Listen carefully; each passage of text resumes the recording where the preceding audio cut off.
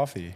I know. I didn't you know. brought what some the- Celsius? I should have brought some coffee for you. I got some waters too. I'd take a water. Yeah. Thanks. You should just get a Celsius on tap just in case I need one. I'll Venmo you. That'd be a I would drink too many of those if I had it on tap. I don't know. Last time you were like, you got a Celsius in the back fridge, and I was like, oh man, dangerous. Either of you also want water? Ooh, No, thank I'm you. good. I'm Coffee. good. Thank you, I though. like my old man coffee, old man Yeah. holiday coffee. A free advertisement for No free ads. holiday. For holiday. We talked about this. Just kidding. Free ad, sorry. Best large medium roast in America. Circle K. It's Holiday. Well, Holiday got bought out by Circle K Oh, really? like a Didn't year know ago, that. I think, because the ones up north changed their name to Circle K. Mm. The ones down here have a name brand, I think, so much that they didn't change the name. So a lot of the holidays, you'll go in there and internally it'll say Circle K stuff, but externally it says Holiday still. I believe that's what I read. And I'm not the smartest guy. I just trying to put it all together. So just trying to piece it. What do you mean you're not the smartest guy? I think you're a pretty smart guy. Oh, Well- we're rocking and rolling. Let's go. We're in. Yeah. I'm just Sweet. If you want me to a normal guy. let me know. No, you're good. Just a guy from Iowa. You know? Just a guy from just Iowa. a Just a guy from humble the farmer cornfields. from Iowa. Well, today is July 24th. It is 9 a.m. Another morning. I like the morning episodes. It's kind of fun. You get a Yeah. you get a little spunk. Yeah. We had the Forrest Frank concert last night. That was pretty lit. Did you go? Lit. I think that was No. the first time I've ever said that. Mitch had talked about him. I didn't even know who he was. You didn't know who Forrest Frank was? No, I'm not with the times. Well, Lord, I need you now more than Yeah. ever. My wife was super bummed that, like, she found out this week that he was in town. Oh, really? Yeah. So, and we didn't have the plan in place to be able to go, but because I don't think he sold out. But I think it was sold out. oh, she was. I think they had a few tickets when she was looking, but they were all spread out. Okay. Maybe on like the secondary market. Yeah. We had some friends that came with us that got last minute tickets, and they probably paid just about what we paid Yeah. for our tickets, and we got them like right when they dropped. Where was that? Target Center. Yeah, it was pretty sweet. I mean, we brought our oldest two kids who loved it. By the end, they were like, starting to get a little woozy and crazy Yeah. because it's 10:30 at night, and they're just like drunken sailors. Yeah. Is Forrest Frank like a new age pop Christian? Like, would you say he's pop Christian or like alternative Christian? Sure. Yeah. Kinda. Rap. Yeah. It's like boppy rap. It's Yeah. Is he almost like a It's just I'm like trying to think TikTok of the- music. TikTok music. TikTok. The music. the one audio that's went like I think that kind of was his first big hit was I'm up up Oh, yeah. up. I was down, but now I'm up. Yeah. Interesting. I have a question on music these days. I was talking to somebody on Saturday, and we were both saying how we were talking about how Eminem was great, how all these old artists we just love, and how we don't really listen to new music anymore because maybe we're just old souls. I don't know. But we said how all the new music sounds and feels like it's trying to be like TikTok-y or trying to have a good beat versus the old music had more soul to it. And it's almost like the old music was more long-form video. The new music's more like short-form scroll songs. And 'cause we'd listen to some new music and just be like, this doesn't feel the same. That's Like putting all, some- that's putting all artists in a bucket, dude. I know there's some good stuff still, but I think some old music, like Stained, or Stained. Stained, man. kind of like more grungy. Yeah, I've or like heard of 'em. Nirvana. There isn't like a modern day Nirvana necessarily. I bet there is. And out there's there. a few. I There's bet a few modern day like the Nirvana band somewhere. Dirty Honey sounds almost like a. They're probably more like a AC/DC Bon Jovi combo, but a lot of the songs nowadays I think are really. They're like 2 minutes long. Well, 2.5 maybe minutes that's what long, you and see super- because you're spending time on social media. I don't spend time on social media. That's the problem. Okay. Or I try not to very much. You know, I downloaded Instagram once a week to see how many times you guys messaged me, and that's it. Just kidding. We I just mean, had we just had that okay. philosophy, and I was like, maybe that's right or not. But the new music, like new rap, I'm not gonna listen to new rap, like Eminem, Kanye, T.I., all that stuff. But now they have like Lil Baby and Da Baby and probably Big Baby. Yeah, but A couple other but we're babies. never gonna have. But like those are the Eminems and T.I.s of the new age, right? So it's just like the evolution of music. And like, of course, mainstream music is going to go to that short form clicky stuff because that's where the eyeballs are. Yeah. No one's turning on 96.3 KDWB anymore. It's hey, I'm going to scroll through I agree TikTok. with you. I'm just saying it's more of a bummer because some of the music just sounds more. It's built for short form content, and it's built for somebody to listen just in a car ride driving through, you know, a lake town or something like that. Oh, dude. There's some good music out there. CCR, you know. You gotta dip your toes into some new music. There's some really good new music out there. You gotta listen to Charlie Crockett. Charlie Crockett's like this West Texas country singer. Yeah, I like Charlie Crockett. You like Charlie Crockett? Yeah. Yeah, I'll have to listen to him. Stephen Wilson Jr. is my big. I love Steve Wilson Jr. Yeah. Steve Wilson Jr. I think I have heard of him actually. He's so good. Yeah. His he has an album, Son of Dad, and it's probably, I don't know, it's probably one of the top albums I've ever listened to. There's no skips. His songwriting is incredible. Skips. No skips. Whoa, that's a high bar. Yeah, he's just like, he is so good. I don't even know how you describe his. It's kind of like a rock country mix. Crazy vocals, but he was in like a jam band in college and did like, I think he did like 1,000 gigs with this band, and then he still has that like piece in his country music. Like I went to his concert, and you know how like jam bands, like the music hardly ever stops like at a show. Like it's just kind of like a transition from one song to the next. That's kind of how he is, but he was so good live. And yeah, he's by far my favorite new artist. You'd recognize some of his stuff. Yeah. The song Father's Son, I think that's his popular song, right? Yeah. Okay. Yeah. That song, it's a tearjerker. Yeah, It's it's great. so good. Yeah. I don't know how I describe him as far as like an artist.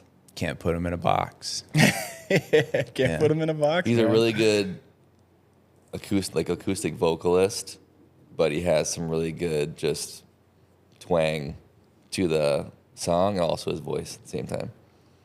Yeah. So, We should introduce our guest here. oh yeah. Who's the guy with the sweet mustache and the we cool got our sleeve? new friend Levi. I don't even know your last name. Levi and I Kissack. just met. Yeah. Kissack? Yeah. What's your last name? Bauer. Bauer. Oh, that's Yeah. why it's the Bauer Hour. Yes, like Eddie Bauer or Yeah. Bauer Hockey. Yeah. Yeah, I introduced them this morning. So, because I met Levi about 2 years ago, or 2.5 years ago at Los Campeones, the gym. I don't know how I met you. You were just benching 3 plates. I was like, this guy's Whoa. jacked out of his mind, and he has a sweet mustache. So I'm going to go over and say hey. He had some cool tattoos. And so I don't know what I was talking to you about. I was like, I just see you all the time or something like that. And then found out you went to Grace, and you knew some people that I knew. Oh, you go to And a Grace? few. Yeah. Let's go. So And do a I. few other. Are you at EP? Yeah. Yeah. We usually go to, or I mean, not usually, we go to the Chaska campus. Okay. Nice. We live in EP, but yeah, we usually go to Chaska. My wife got really plugged in with the mom's life and stuff, and pretty much all the moms that she met there were out in the West Metro. Nice. And so we just went there. It's a little smaller, Yeah. little more. Like I feel like at the EP campus, you can just kind of get lost in the crowd.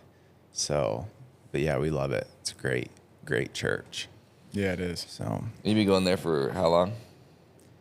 about 3 years. Yeah, since we moved here about 3 years ago.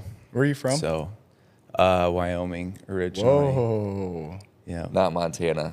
not Montana. That's why I told him that's from Montana last Yeah. time I talked to him. What's He's like, what's no. happening in Wyoming? I know nothing about Wyoming except for that it starts with a W. Yeah. Does it? Sounds like it starts with a Y. Yeah, Wyoming is the best. I was born and raised there in a small little. It's like a 35,000 population town, Gillette, Wyoming. 35,000 is not that small. Well, I mean, it's like the third biggest. I think it's the third biggest city in Wyoming Okay. with 35,000. Yeah. I think Wyoming's whole population is like 550 or maybe 600,000. Okay. But yeah, I grew up on a ranch out there. And then, yeah, we moved out here about 3 years ago. But yeah, Wyoming is just it's a unique place. Like where I'm from, it's all, it's like a crazy boom bust economy based on oil, gas, coal production. And so, you just kind of live like it. There were just so many highs and lows, like economically. And then my dad, he started when he was about 30 years old. He just bought some land, bought some cows, and started. He's like a first generation rancher out there. So grew up doing that, and yeah, it was so fun. Worked a ton, and yeah, just it was a ton of fun. First generation farmer. Rancher. Yeah. Difference between a rancher and a Difference, farmer. I yeah. know there is. That's a wild risk. Yeah, huge. His dad had started a really successful like oil and water company, like hauling water to oil locations. And my dad worked for him until, well, I think my dad was driving a semi when he was like either 14 or 15 in the oil field, like working for his dad. And then, yeah, he worked for him all through his 20s. And then when I think he was about 30 when him and my mom got married, and there was some land for sale that came up, and I don't actually know what kind of pushed him over the edge to leave the oil company and go start ranching. But yeah, he did that, and then he had three. I'm the youngest of three boys, and yeah, he just bought some land, bought some cows, and he's built like a really successful, like incredible place in his lifetime, which is very hard to do. Yeah. But yeah, him and my mom, super hard workers, and yeah, they still live there. They love it out there.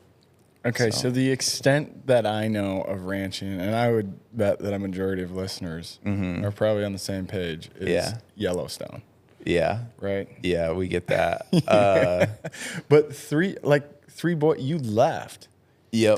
Don't a lot of Yeah, it was a sons and daughters usually stay around and Yeah. And I the think inheritance, that I would guess? be the dream. The thing with Wyoming is you need so much land per cow to be able to produce, just because there's like no, there's not really any farming. It's all just, you kind of get what you get. Like if you can if you can get one cutting a year, that's great, where, and it's just all natural rainfall. Where he's at, there's no irrigation. There's no ability to water any crops or anything. So you need a ton of land per cow just so you have enough grass per cow. And so like growing up, it sounds like a lot, but he owned 1,500 acres, which really isn't enough to do much with if you're raising any sort of number of beef. And so how he was able to scale and grow is the coal mines out there, like when they do the open pit or the open surface coal mining, where they go in, they remove all the topsoil, and then they they dig out the coal, and that's where like the huge haul trucks are. And after they extract the coal, then they'll come in and reclaim the land and like bring it back to the quality and condition that it was before they ever mined for the coal.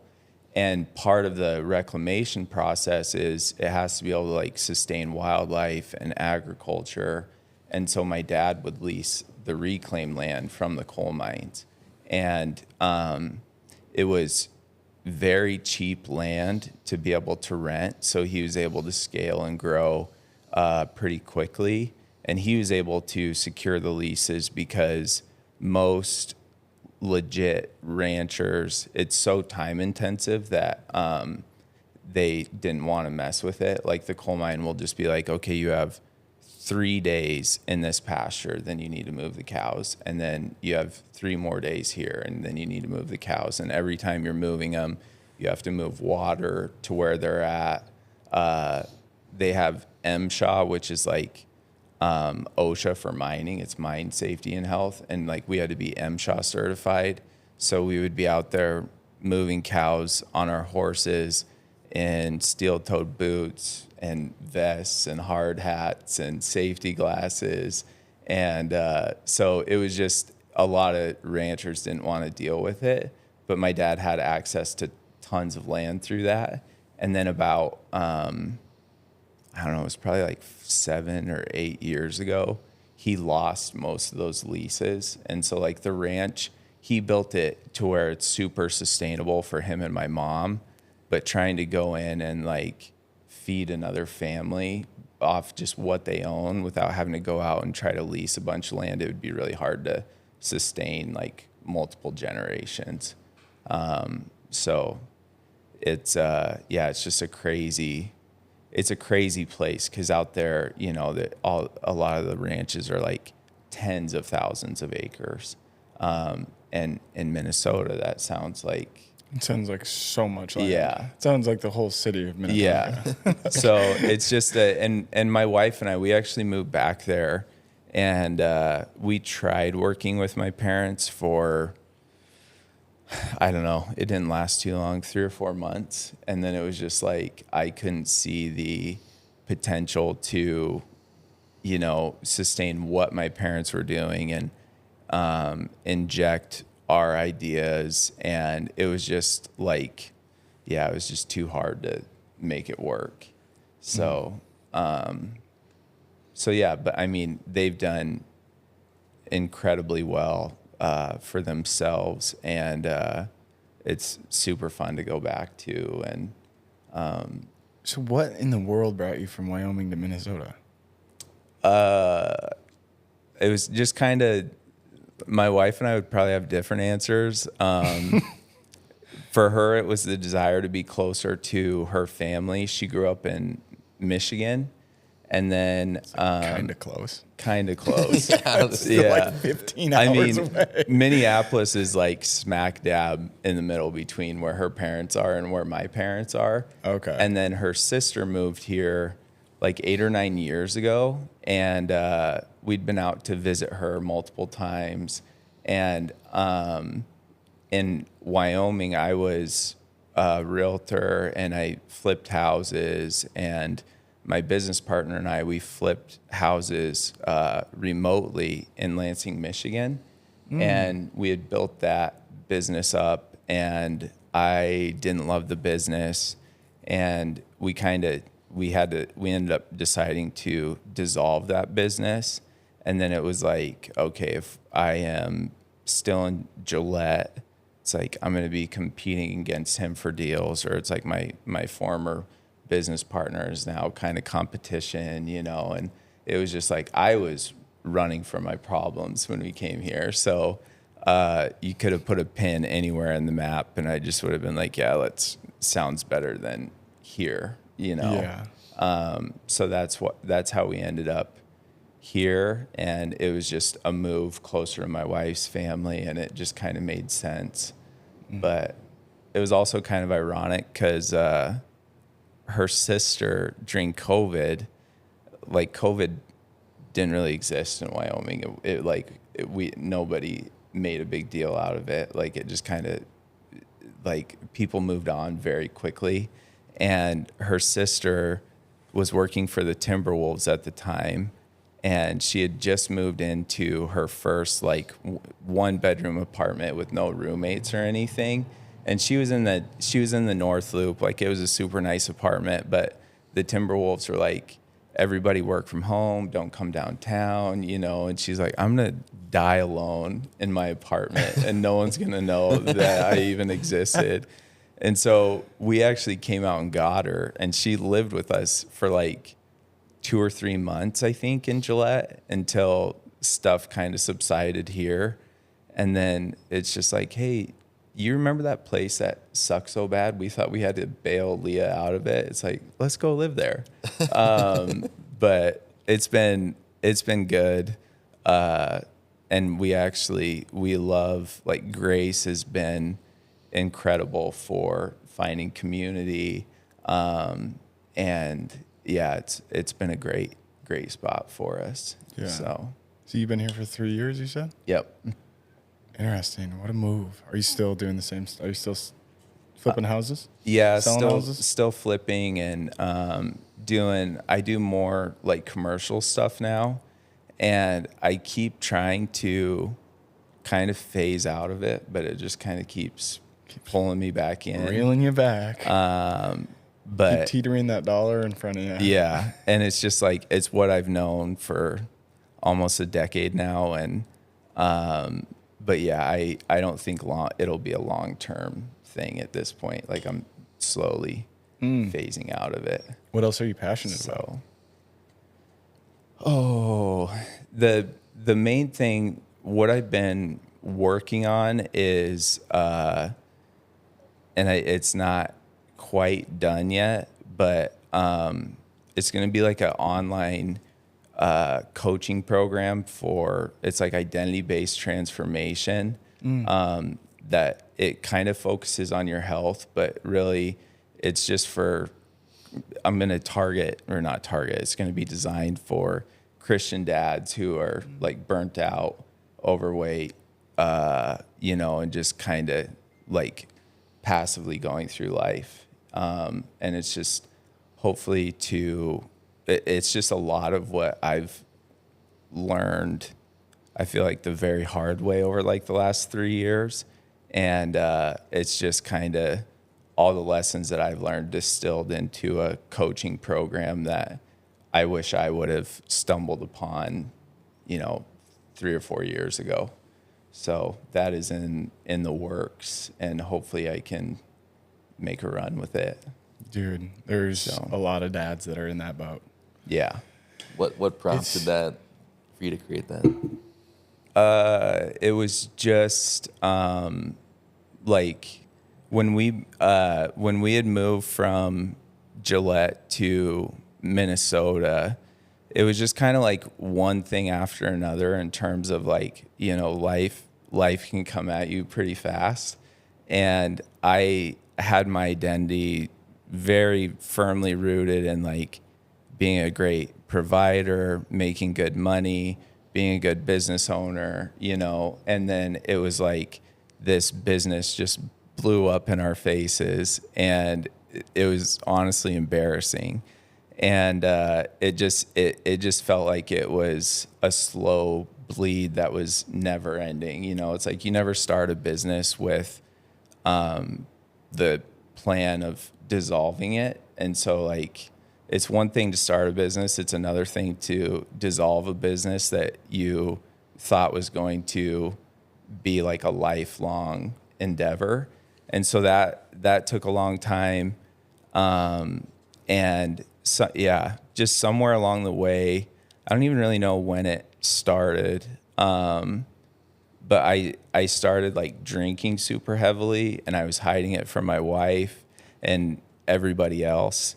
And it was just one of those things where I kept trying to, like, by my own effort, just do more. It's like we moved to Minnesota, and we had about 15 grand a month going out the door just to cover old business debt before we even paid any of our bills.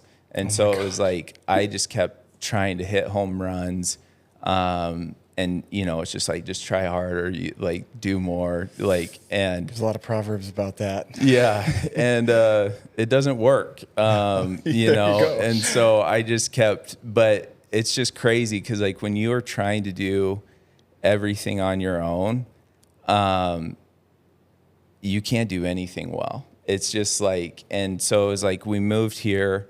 I had to right the ship financially. I felt like I was a horrible business partner. I felt like I was a horrible friend. And then it's like, we have to move to Minnesota. I have to find community. I have to enjoy living here. I got to make money. And it was just kind of like one thing after another. And I had all these like requirements of myself, and I kept falling short on all of them. And so then pretty soon it's just like, yeah, I was drinking like half a bottle of bourbon a night, and my wife had no clue. Neither did you, or I mean, like nobody did. But was that that was right when we met? That would have been right when we met. Because I remember you and I, we probably walk and talk once a quarter right now, give Yeah. or take. We need to do it more. Yeah. But I remember when you first met, I thought you said you had stopped drinking.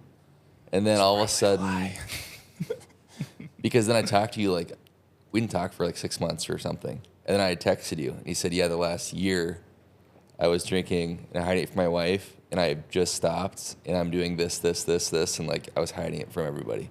Yeah. And so I thought I didn't know if you had stopped and you had started, then you'd stopped again, or if it was just like a starting thing. But I remember you had talked to me about it, and I hadn't talked to you for a year, and I think we got coffee maybe.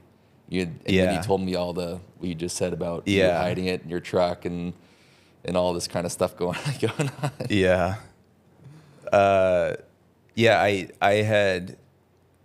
don't remember. I had stopped for a while. I think I made it about 4 or 5 months. And it was just like white knuckling. Like, it was just like, I'm good. I'm not going to drink anymore.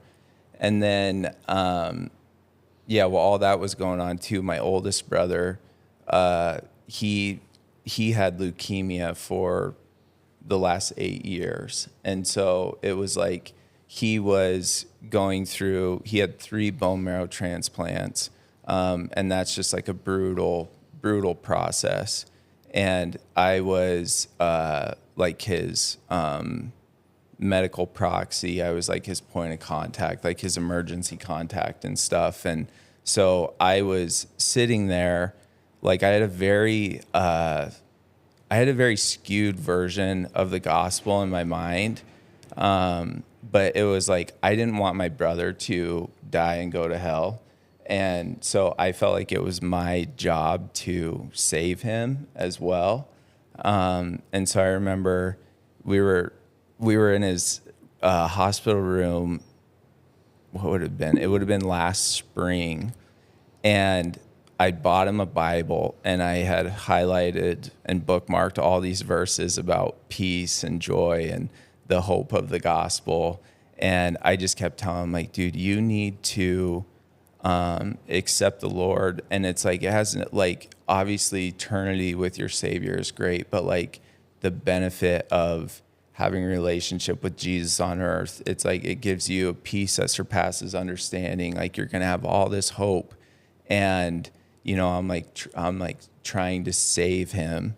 And, it's like, dude, I can't even witness with integrity. 'Cause it's like, as soon as I would leave his room, I'd go stay with my friends there, and I'd get drunk in their basement. And it's like, dude, you need this hope and this peace that surpasses understanding.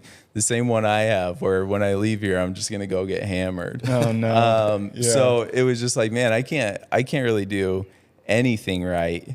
And, it's just like the more you try to solve it on your own, like the harder it is. And it's just one of those things where, you tell yourself, like, if people found out what you were doing, like you'd be disowned, like it just was like, I don't know. It was like this crazy, just kind of blanket of despair that I could not get out from. And when you have like 1 or 2 months of that in the rear view, it's like kind of, you look back and you're just like, that was the most pathetic thing I've ever seen. You know, it's like, I feel like I was just in this, like this pit of despair that I couldn't get out of. And it felt crushing. And then you look back and it's just kind of like, dude, you like watered down a paper bag and crawled in. And then you were like, I can't get out. I like, somebody save me. And it's just like, dude, just poke a hole through the bag, you know? It's not always that easy though. No. And it feels very real at the time. And so, so fast forward a little bit. And, it was at the beginning of last summer. It was one of those things where, like I wasn't like, I had no desire to like take my life. Like I didn't want to die, but I kept looking at like the financial problem and everything else. And I just kept coming up with the same answer where it's like the best thing for my wife and daughter would literally be if I just were to somehow pass away and they could get my life insurance money. Like that would be better for them than for my wife to be married to this guy who just is actively digging a deeper and deeper hole. And I think I was just like doom scrolling one day and I saw this video of, it just said, if the journey ahead seems too long, it's because you haven't planned a small enough first step. And I don't know why, but that really resonated with me at the time. And I decided, I was just like, I am going to commit to the smallest thing that I can actually adhere to. And it was the start of summer. So I'm like, I'm just going to get 10,000 steps a day. Like I've never tracked my steps. I've never cared about how many steps I've taken, but it's like, I'm going to get 10,000 steps a day. I'm going to try to have them outside, and I am just going to be completely unplugged. No phone, no music while I'm walking, and I just need to sort this out. And so I started walking on this path behind our house every night, and I had committed to steps, but I had not committed to sobriety. So like for the first like 30, 45 days, I don't know how long it was like I was getting 10,000 steps, but I was hammered while I was walking on the path. And I just remember I kept praying like, God, will you reveal like who you say I am? Because it's like, I know who I think I am and I hate it. And it's like, I just absolutely hate where I'm at. Would you please just like reveal to me who you say I am? And I just feel like in his kindness, he kept pointing me to scripture about being a new creation, free from shame, free from condemnation. And it was somewhere along the way, I realized like, I've never believed in the completed work on the cross and that it was enough for me to cover my sin. And it's like, I always thought that like a relationship with Jesus meant like you are just trying really hard. And if you reach a breaking point, like maybe Jesus will help you be better, you know? But I had never fully accepted that like Jesus's grace covers me and I am free from shame, free from condemnation. And it's like, and it just got to a point where I was walking and I said, okay, God, I guess I can either believe what you say about me and what Jesus says about me, or I can believe what I say about me, and I hate what I say. So I'm just going to trust in you.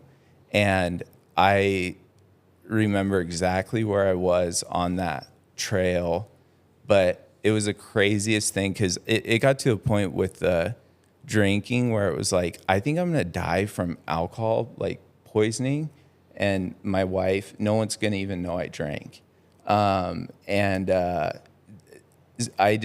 could not figure out how to remove alcohol from my life. And I tried everything, but it was like my car had a mind of its own every day. on the way home, I was pulling into the liquor store, and it was like I couldn't help it. And I went from, not thinking I'd be able to live a day without alcohol to, as soon as I made that decision to trust the Lord and surrender to him, because that was a big thing. I just said, I cannot do this on my own. I need you, please come through. And it was like, I knew I was drunk when I said that prayer, and I knew, like, beyond a shadow of a doubt, I was never going to touch alcohol again. And it was like this physical weight was lifted. I couldn't wait to get home. And I got home, poured the rest of the booze that I had down the drain, confessed to my wife. And then it's like, I don't know the date, but it was like, it's been over a year now. And it's like, I have not been tempted in the slight. Like, there's no desire to drink. And it's not anything I did.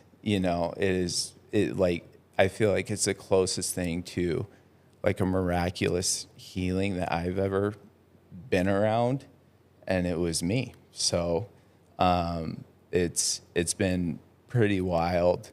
And through that, and then like a lot of other stuff, it's just like, man, when I surrender to the Lord and rely on his strength, it's like my life is so much better than when I try to do it on my own. And so now it's just like, that's where now, like, moving into, that's kind of where I got the vision for this coaching program. It's like, I have been pretty actively avoiding social media, and it's like, I know I'm going to have to get active on that again. A year ago, 2 years ago, like my biggest shame would have been like somebody finding out that I was like a drunk, and that, it's like just all of the skeletons in the closet. And now it's just like, I don't care. Like, it's like, his strength is made perfect in our weakness. And it's like, we can't boast about anything but our weakness. And it's led to just like being open about it has led to so many crazy opportunities to share the gospel, to pray with people. And it's like, you have to remove your pride and just surrender to the Lord. But it's like, okay, I saw what it looks like to surrender this one problem to you. What would it look like to surrender everything? And that has been the refining and just kind of the process over the last year.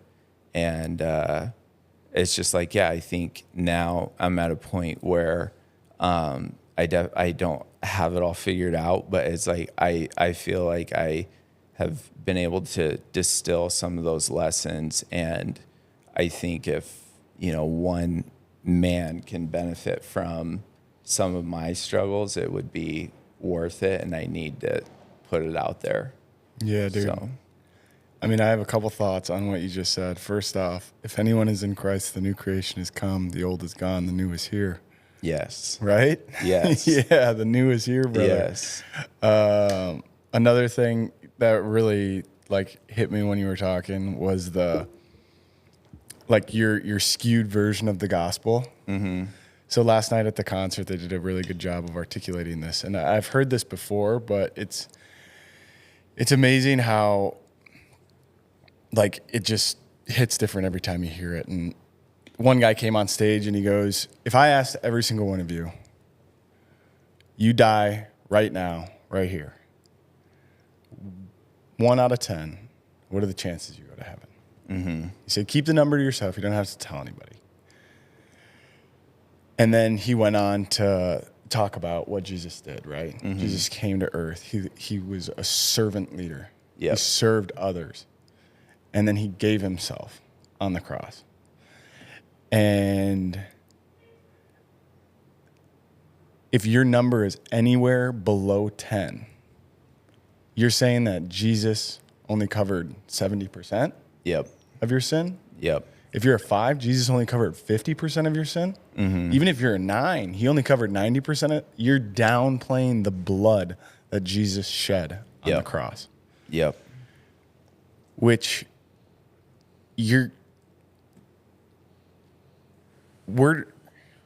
when you come to Christ, it's so weird because like trying to explain this to someone who doesn't believe, you're free from sin, but that doesn't mean you don't sin. Right. Like you're born into sin. You still struggle with things. You still have issues, but you're freed from it. It's like you have something that takes away your sin. Yes. And that's 10, 15, 20 times a day. You know what I'm saying? Yeah. And that's why the surrender, you talked about that as well. And the surrender is constant. Yes. It's a daily thing. Yeah. Like you don't just surrender your life one time and it's like, I'm good, dude. No. I'm good. Scales are peeled off. I'm like, I'm Jesus now. Yeah. It's like, no, it's like he works on one thing and then he goes, all right, now we're a little bit better in that category. So we're going to move on to this next thing. And you go, I don't have it still. Yeah. So I don't even know how long I've been sober now. I've been sober for a couple of years now, 2-3 years. And I was never really like, I would never call myself a drunk, but like I definitely overdrank. There were moments when I drank and drove. There were multiple moments where I would have 6 to 10 beers and drive home. And I was teeter-tottering this very risky life, right? Yeah. And one day it just like snapped into me. I didn't pray. Honestly, I wouldn't even say that I had a relationship with Jesus at this point in my life, but I do feel like it was a call from God to stop drinking because it was so easy. It was the easiest decision I had ever made. And John 6:44, no one will come to me unless the Father first draws them in. And it was like that was just part of that drawing process of the Father drawing me towards Christ. And just like that weird clicking moment where I stopped and I have zero desire. And I shouldn't say that. That's a tricky statement. But I haven't had much temptation or struggles to like go back to it. A lot of people have tried to convince me to drink with them in different scenarios. And I'm like, it doesn't look attractive to me. Yeah. I've even had non-alcoholic beers and I don't think it's very good anymore. Right. It's a weird thing, but it just like hits you. And then you go, wow, I can't believe it took so long. Yeah. It's like this slow Well, process. what's crazy for me is I didn't even start drinking till I was 27. Never, because my dad struggled with it when he was a young man, and it was just kind of like that was the one thing you don't do. And so like all through high school, college, I feel like I had gotten my fill of being around drunk idiots where I'm like, by the time I wasn't worried about if my parents figured out if I was drinking or not, it was like, I don't want to. And then it was one of those things, like it was 27, 28, and it was just like, I wonder what like a beer with a burger would be like or whatever. And I had a buddy who he was really into bourbon, and the first time I had bourbon, I was like, oh, I like this. Ooh, and it was one of those, it was one of those things where I don't know it was tough because it was like, I always had this weird conviction or this guilt where I felt like if I enjoyed something, it's probably bad. And so it was like, I would only drink alone. And so it was like, I never was a social drinker because I didn't want people to see me drink really. So it was like, I was only drinking in private. And so it was like, I just like, I was hiding it before there was nothing wrong with what I was, having like a cocktail or whatever, but it was like, there was just secrecy and shame wrapped up in it from the beginning. And so it was just like, it was a pretty bleak path from the beginning. From that very first drink, I'm like, oh boy, I like this too much. I better only do it when no one's watching. Oh, but man, red flag. but yeah, I mean, and that's just like, yeah, I don't know, but I felt so bad for my wife and, so many people. 'Cause it's just like, my wife's like, how did I not know? I'm like, nobody knew, but it was like the routine was just, I had in the floorboard in the back of my truck, there's like this little compartment and it holds a bottle of booze, mouthwash, and gum. And I'd be like, oh, I forgot something outside. I need to run to my truck. I'd take like 4 or 5 pulls, swish a mouthwash, and then pop 4 or 5 pieces of gum in my mouth, come back in. And it was like the only thing at the time that would just like kind of just calm me down and like just get like the voices to stop being so loud. And I had convinced myself I was like a more present husband and more present father when I was drinking. That wasn't the case. That like I was not. But yeah, it's crazy how fast it can like get its hooks in and tear you down. What proverb is that? It's like Proverb 22 or 23 or something, but it talks about drinking. And at the end of the proverb, it says, and then when you wake up the next morning, you'll say to yourself, where's my drink? Yeah. And it's just, it goes through like the process of kind of an alcoholic. Yeah. And it's spot on. Yeah. It's just, it talks about how you can you convince yourself of these false realities. Yeah. Where you're kind of like living in this fairy tale. Yeah. Which is so true. Like it's such an escape, right? But it's such a short-term escape. Oh yeah. And Yeah. it snatches you in, dude. The thing about drinking to get drunk is that you don't always expect to get drunk, but then you get to 2 or 3 and then you just like lose sight. Yeah. Right? And it just it starts going down so easy and you stop tasting it and you start feeling better and better. Yeah. And all of a sudden you're a sloppy mess. And Yeah.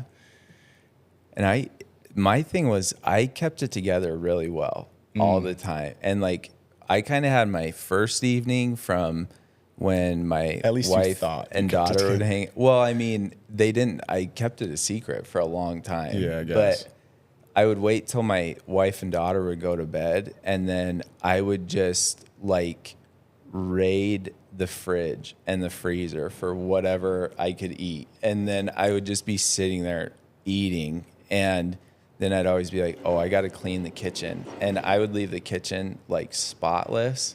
And then I would go pass out. But it was like every night, my night started like after my wife and daughter went to bed. And then it's like I'd just be clamoring around in the kitchen. And that was kind of like the final straw was we just bought a bag of onion rings from Costco, like a family-sized bag of onion rings. And I threw them in the air fryer. I ate the whole bag and a jar of ranch. And I didn't remember doing it. And I cleaned up my evidence. Like there was no sight of it anywhere in the morning. And I just woke up and I'm like, what is this? Why does my breath taste like this? I'm like, what did I eat? And then like I finally started connecting and I went into the garage in the dumpster and I looked and I'm like, oh yeah, I ate all those onion rings. Sounds like a pretty good time to me. I don't know. Dude, it was horrible. And that's kind of when I was like, all right, this is a problem. But yeah, and then it's like, yeah, you just start off. I mean, it is a depressive drug. It's like you start off the day feeling horrible. You could not have a lower opinion of yourself than the next morning. Yeah. And that's the one thing it's done is it's really given me I feel like a ton of empathy for anyone struggling with any kind of addiction, because it's like no one is an alcoholic or, a drug addict or whatever because of a lack of effort. It's like none of them want to be there, and they would give anything to not be controlled by whatever is controlling them. And it's like you can't just look at someone and be like, oh, they just need to try harder, or it's like they just need to get help or whatever. It's like there has to be, for me at least, it's like there had to be a complete surrender and just a realization that like I can't do this on my own. And it was very apparent that I couldn't. And then when I finally stopped believing like what I was saying about myself, because like I feel like your feet are where your focus is. So it's just like, I need to quit drinking. I need to quit drinking. I need to quit drinking. And all I was focusing on was drinking. And then it's like, I took a step back and it's like, no, I'm a child of God, free from sin, free from condemnation. I am a new creation. And then it's like, I can't be that and a drunk. Like I can't be both those things. And so it's like, I'm just going to choose to be free from this. And then it's like, when you focus on, the completed work on the cross, what Jesus has already done, it just minimizes your problems. And it's like, you have to stay focused on a daily basis. And then it's like the Lord promises that, he'll restore the fields that the locusts have eaten. And it's like, I feel like every aspect of that time in my life, he has redeemed, or he is actively redeeming. And it has been, it's just been the craziest couple years. And like with my brother, he passed away about 2 months ago, and I got to pray with him a prayer of salvation, like right before he passed. And then,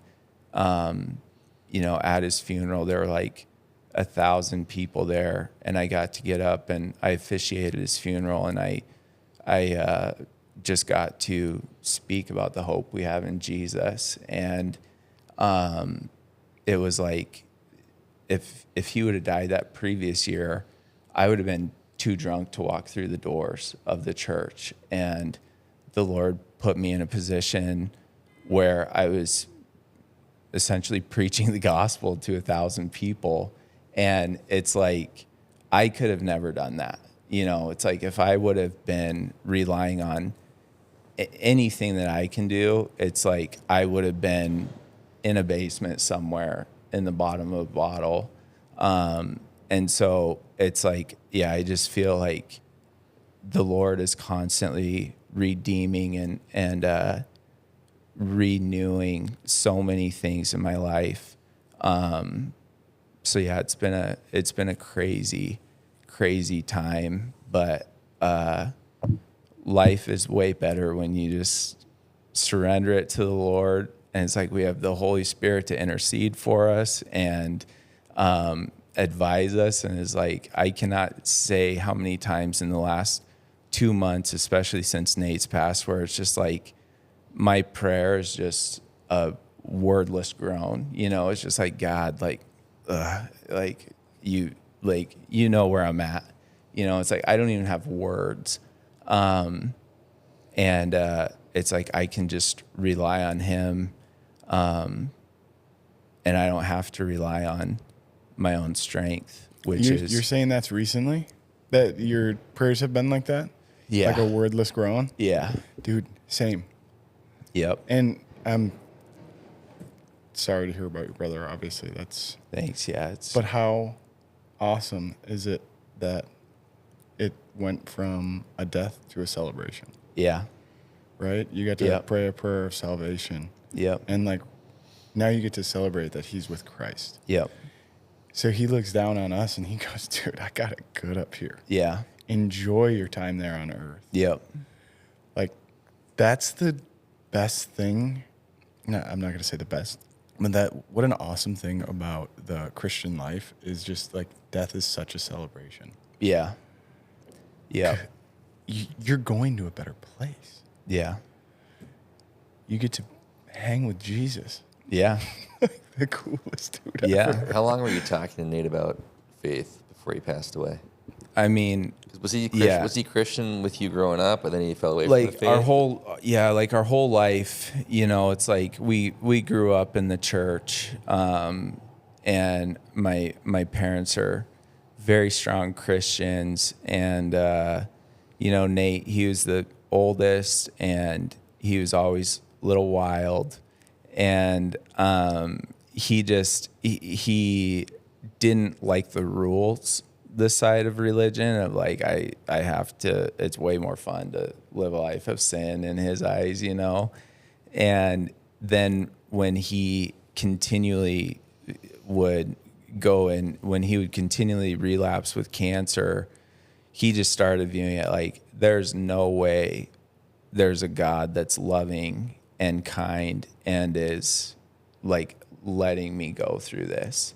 And like for him, it was very works-based still, where he's like, I'm doing everything I possibly can. Like his diet was like impeccable. He was in incredible shape. He tried to support other cancer patients. Like he was doing everything right on paper, and he still these bone transplants kept failing. And, and it was one of those things where it was like, God, what more do I need to do? And he just couldn't wrap his mind around that. And through the process of like him dying and,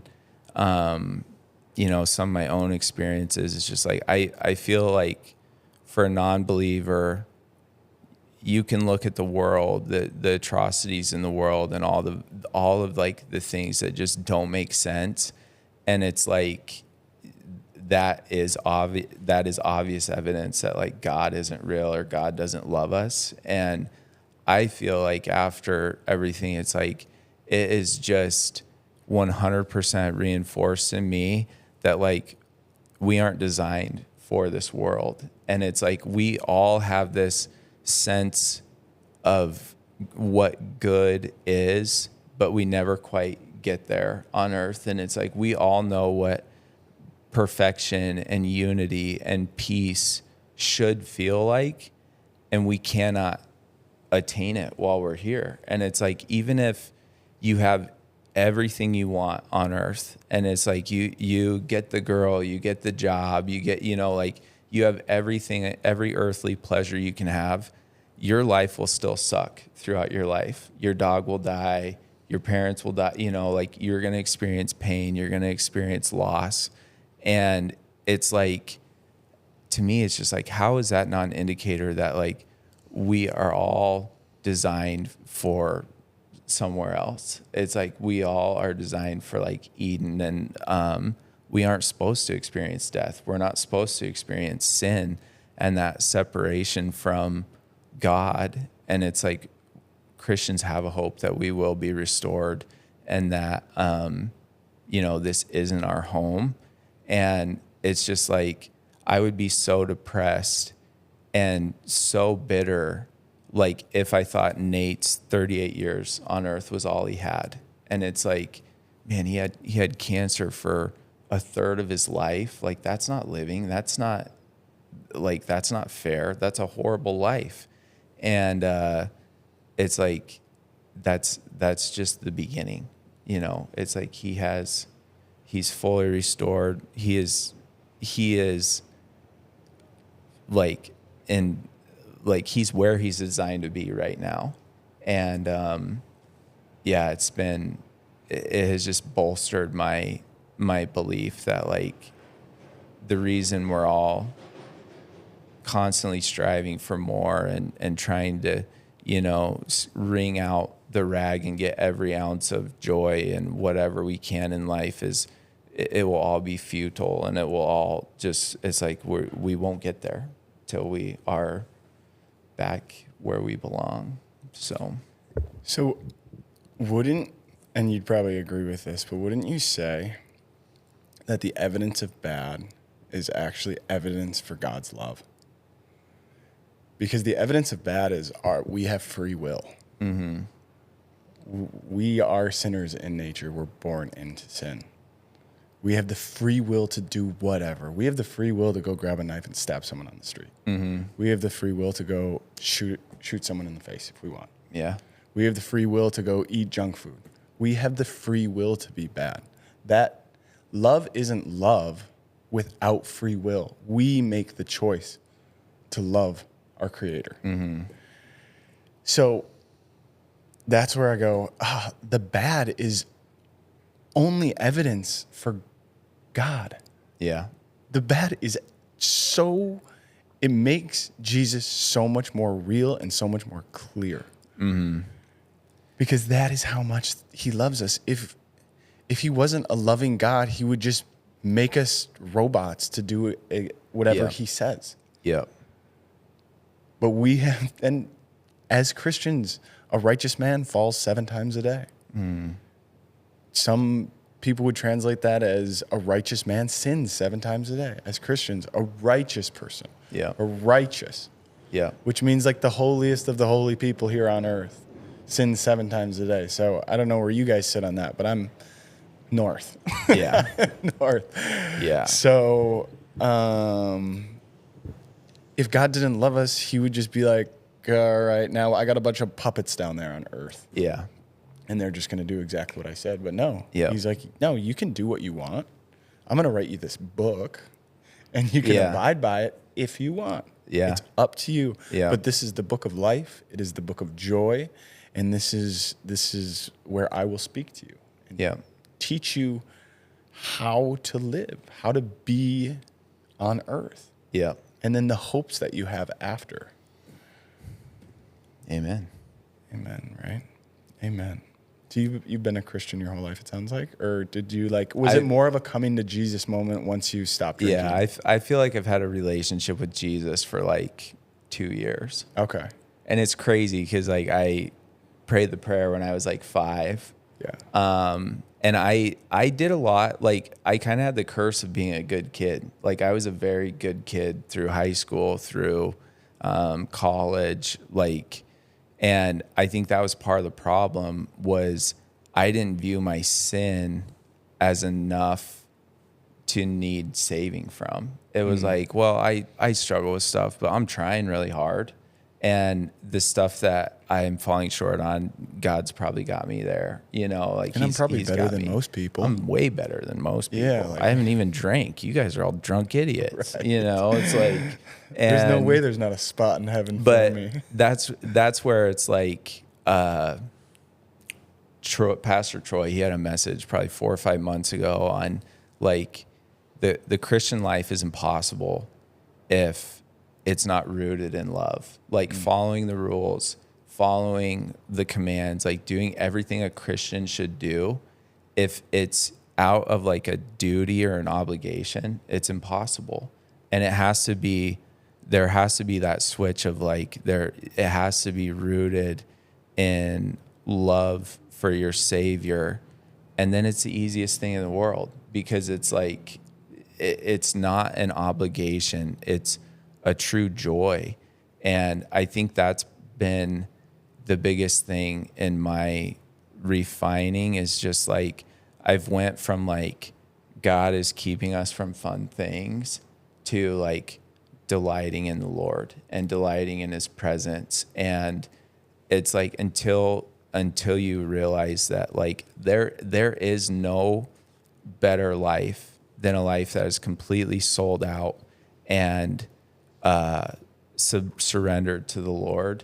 It's like you will always kind of be in this flux state of like, man, the world's got me here, but like I want to follow Jesus. And then like when you realize like you just keep this, I don't want it, that's when life gets really good. And like trying to delight and find joy in the Lord is I think part of the refining process. And it's funny because I told my wife, like, I feel like my 2 big problems were like drinking was like this blinder in this eye and then pride in the other. And I feel like when those scales kind of fell away, it's like it just opened up my entire field of view, where it's like they were such big obstacles that I couldn't see past them. And then it's like now I have this field of view where it's just like all of these rocks in this field that I needed to clear out. And it's like, oh, I didn't think that was a big deal. And it's still like a huge deal. And so like all it did is like, I thought, man, if I can get the drinking and my pride under control, then I'll be good to go. And then it's like, yeah, you're good to go. See what else you need to work on or, surrender to the Lord. So it's like I still have a very like rocky field. But yeah, it's just, I don't know. It's just been such a crazy past couple years. And I think I told you, but it's like, I honestly, I wouldn't want anyone to experience like my last 3 years if they didn't have to, 3 or 4 years. But it's like, I pray that everyone can have the last year that I have had. And for me personally, it's like, I couldn't have gotten there without the hardship and the trials. And so, now I just have full faith that like everything is being restored. And it's just been really fun to just surrender. So, Dude, amen. yeah. That's so good. Okay, so one last thing before we get out of here.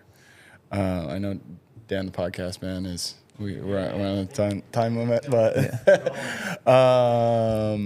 so there might be someone listening to this that has never prayed the prayer of salvation. I actually might not even know the prayer that I don't know if you're referring to a specific prayer, but if you have a prayer that someone could hear and pray and just be like, this podcast really resonated with me. I'm ready to rock and roll with Jesus. Yeah. What is something that someone would What's the pray? prayer that you prayed with your brother? Yeah. With him, I was pretty emotional during it. So I don't know if I really remember what we said, but like at the time he had a BiPAP on and he couldn't even talk. And so I was talking to him and he was just leaving me. He was texting me on his phone. And, so he had,